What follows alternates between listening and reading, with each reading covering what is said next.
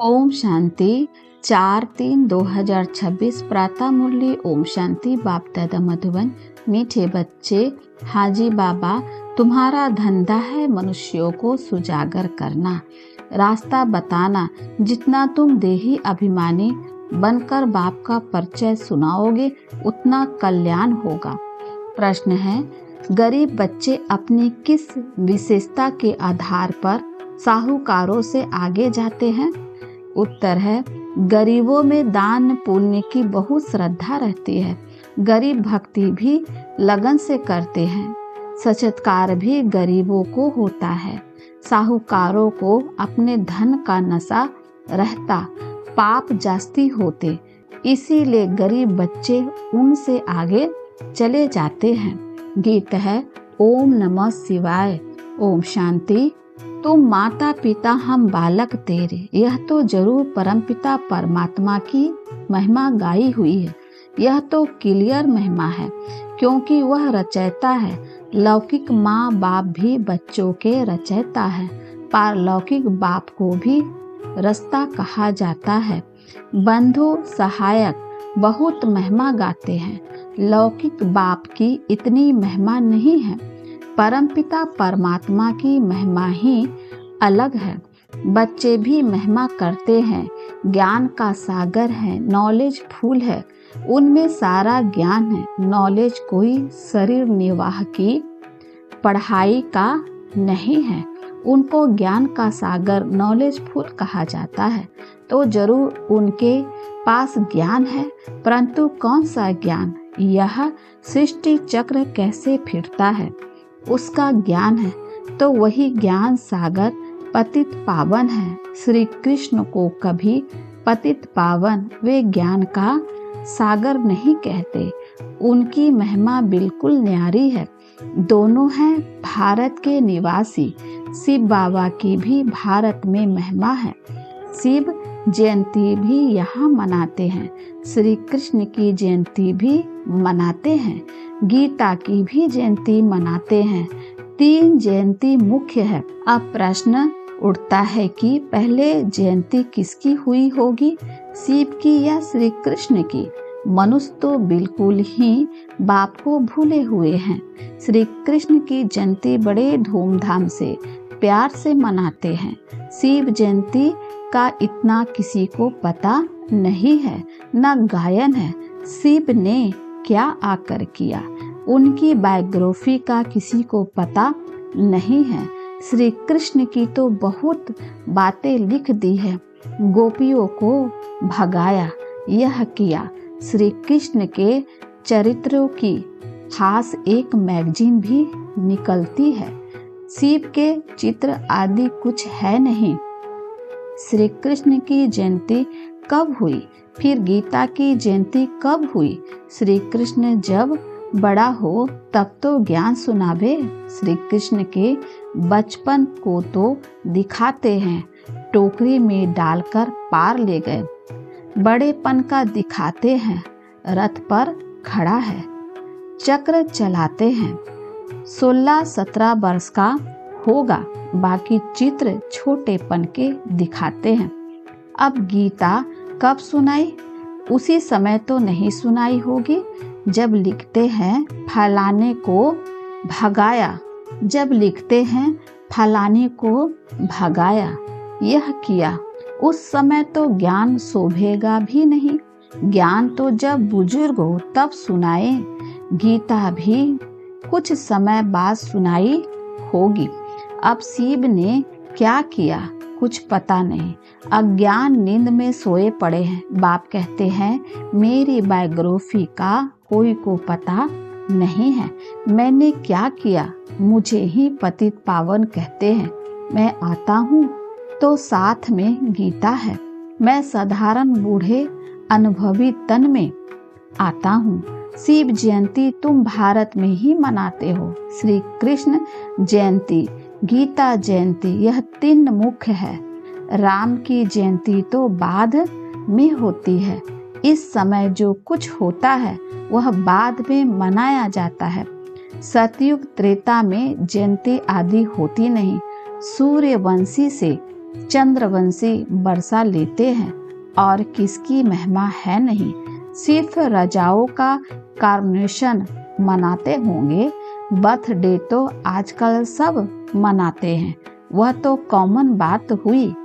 श्री कृष्ण ने जन्म लिया, बड़ा होकर राजधानी चलाई, उसमें महिमा की तो बात ही नहीं। सतयुग त्रेता में सुख का राज्य चला आया है, वह राज्य कब कैसे स्थापन हुआ यह तुम बच्चों की बुद्धि में है। बाप कहते हैं, बच्चे मैं कल्प कल्प कल्प के संगम युग पर आता हूँ।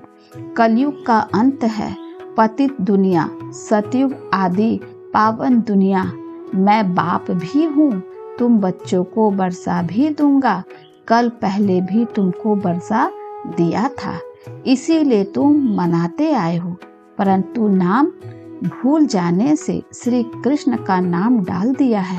बड़े ते बड़ा शिव है ना, पहले तो जब उनकी जयंती हो तब फिर साकार मनुष्यों की हो। आत्माएं तो सब वास्तव में ऊपर से उतरती है, मेरा भी अवतरण है। श्री कृष्ण ने माता के गर्भ से जन्म लिया, पालना ली, सबको पुनः जन्म में आना ही है। बाबा नहीं लेते हैं, आते तो है ना, तो यह सब बाप बैठ समझाते हैं। ब्रह्मा विष्णु शंकर की त्रिमूर्ति दिखाते हैं ना, ब्रह्मा द्वारा स्थापना, क्योंकि शिव को तो अपना शरीर है नहीं, खुद बैठ बताते हैं, मैं इनके बूढ़े तन में आता हूँ।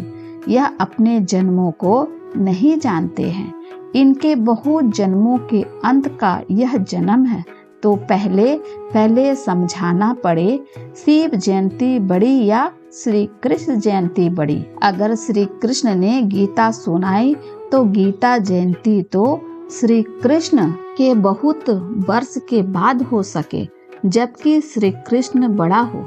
यह सब समझने की बातें हैं ना, लेकिन वास्तव में शिव जयंती के बाद हुई फट से गीता जयंती। यह भी पॉइंट्स बुद्धि में रखनी है। पॉइंट तो ढेर है, बिगर नोट किए याद रह ना सके। बाबा इतना नजदीक है, उनका रथ है, वह भी कहते हैं सब पॉइंट्स समय पर याद आ जाए मुश्किल है। बाबा ने समझाया है, सबको दो बाप का राज समझाओ। शिव बाबा की जयंती मनाते हैं, जरूर आता होगा। जैसे क्राइस्ट बुद्ध आदि आकर अपना धर्म स्थापन करते हैं, वह भी आत्मा आकर प्रवेश कर धर्म स्थापन करती है। वह है हेवनली गॉड फादर। सृष्टि के रचयिता तो जरूर नई सृष्टि रचेंगे, पुरानी थोड़े ही रचेंगे। नई सृष्टि को स्वर्ग कहा जाता है, अभी है नरक। बाबा कहते हैं, मैं कल्प कल्प के संगम पर आकर तुमको बच्चों को राजयोग का ज्ञान देता हूँ। यह है भारत का प्राचीन योग। किसने सिखाया? शिव बाबा का नाम तो गुम कर दिया है। एक तो कहते गीता का भगवान श्री कृष्ण और विष्णु आदि के नाम दे देते हैं। शिव बाबा ने राजयोग सिखाया था, किसी को पता नहीं है। शिव जयंती निराकार की जयंती ही दिखाते हैं।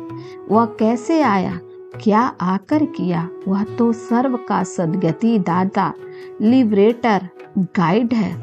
अभी सर्व आत्माओं को गाइड चाहिए। परमात्मा वह भी आत्मा है। जैसे मनुष्य का गाइड भी मनुष्य होता है, वैसे आत्माओं का गाइड भी आत्मा चाहिए।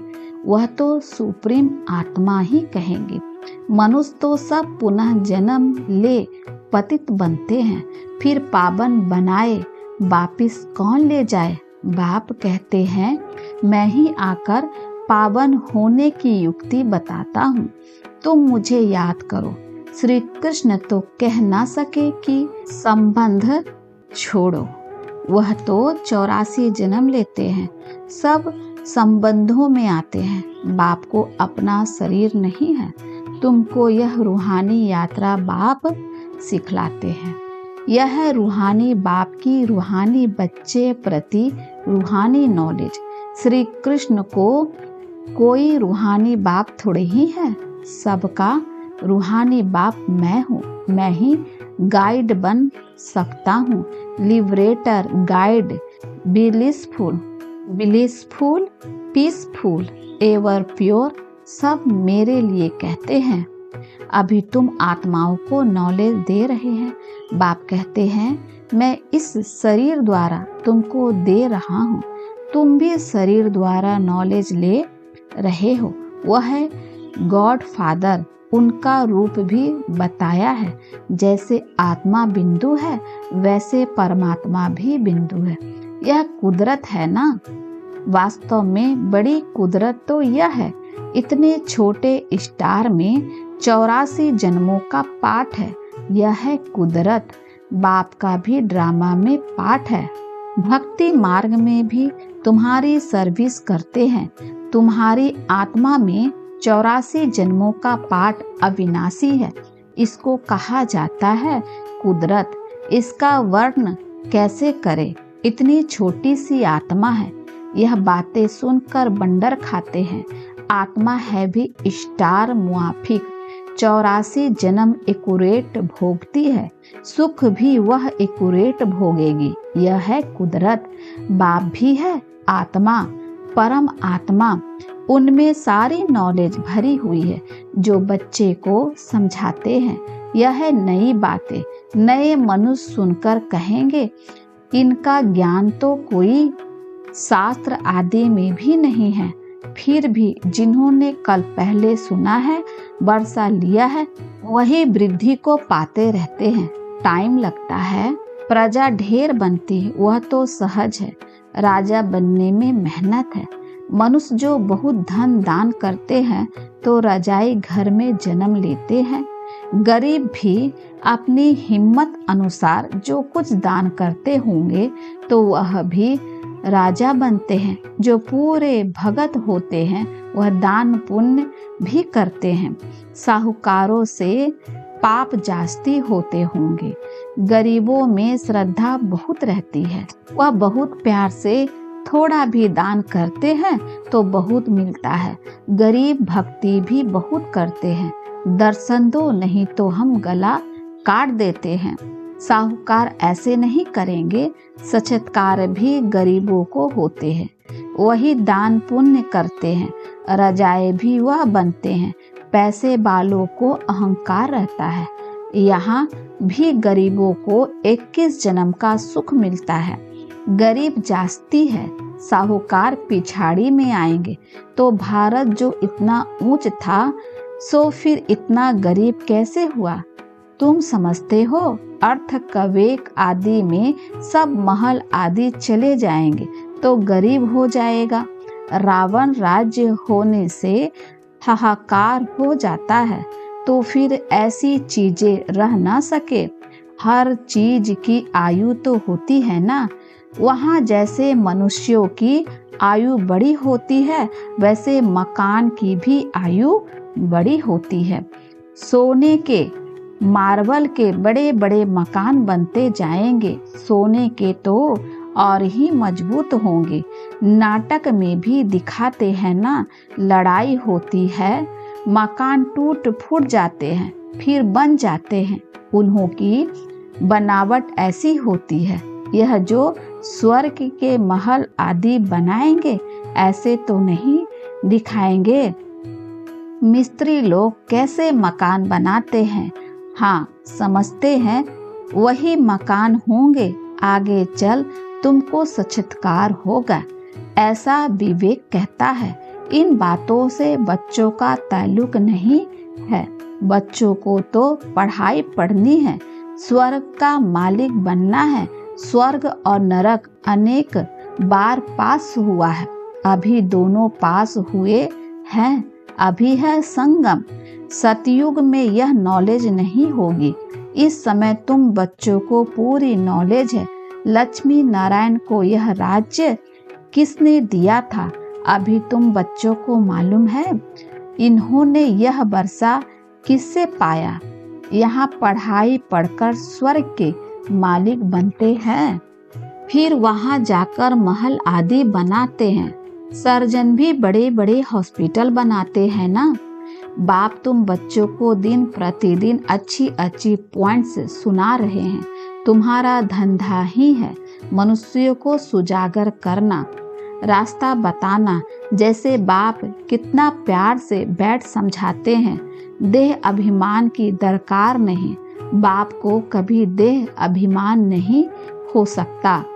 तुमको मेहनत सारी देह अभिमानी होने में लगती है। जो देही अभिमानी बन बाप का बैठ परिचय देते हैं, गोया बहुतों का कल्याण करते हैं। पहले देह अभिमान आने से फिर और विकार आते हैं।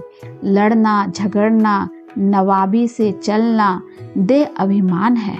भल अपना राजयोग है तो भी बहुत साधारण रहना है। थोड़ी चीज में अहंकार आ जाता है।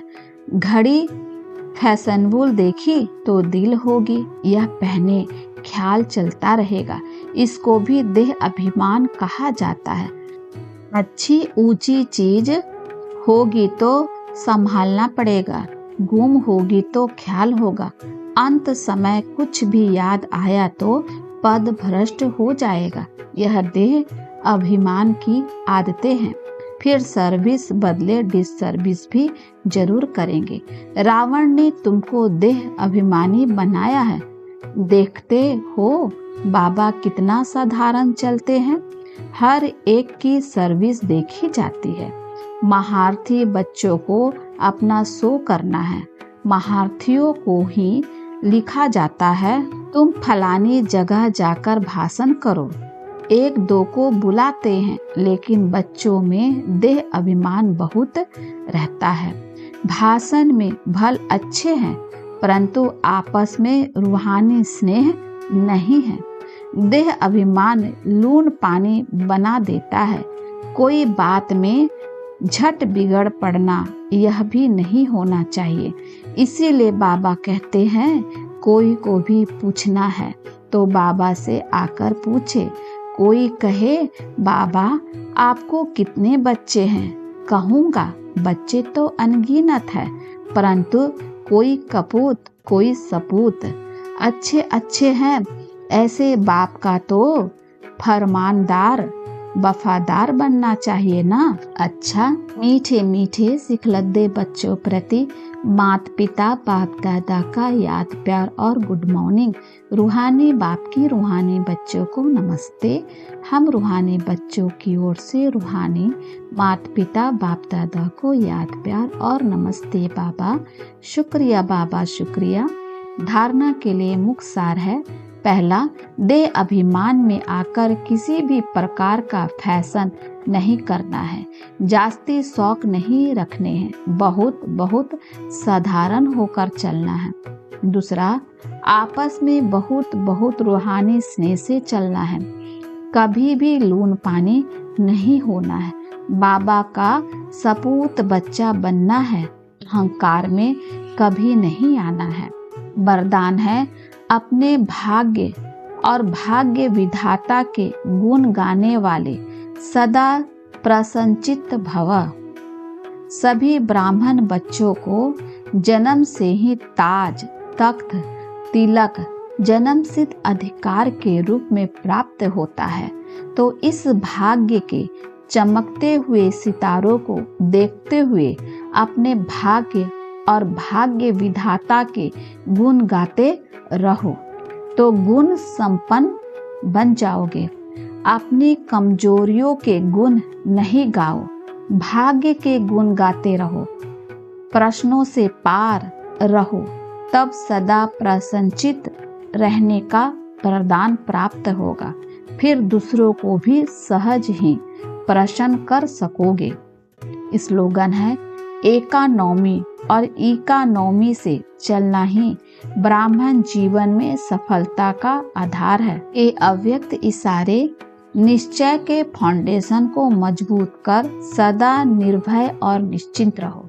निश्चय सदा ही निश्चित बनाता है और जो निश्चित स्थिति में रहकर कोई भी कार्य करता वह उसमें सफल जरूर होता है, क्योंकि निश्चित स्थिति में बुद्धि यथार्थ जजमेंट करती है। यथार्थ निर्णय का आधार है निश्चय बुद्धि। निश्चित स्थिति उसमें सोचने की भी आवश्यकता नहीं है। अच्छा, ओम शांति।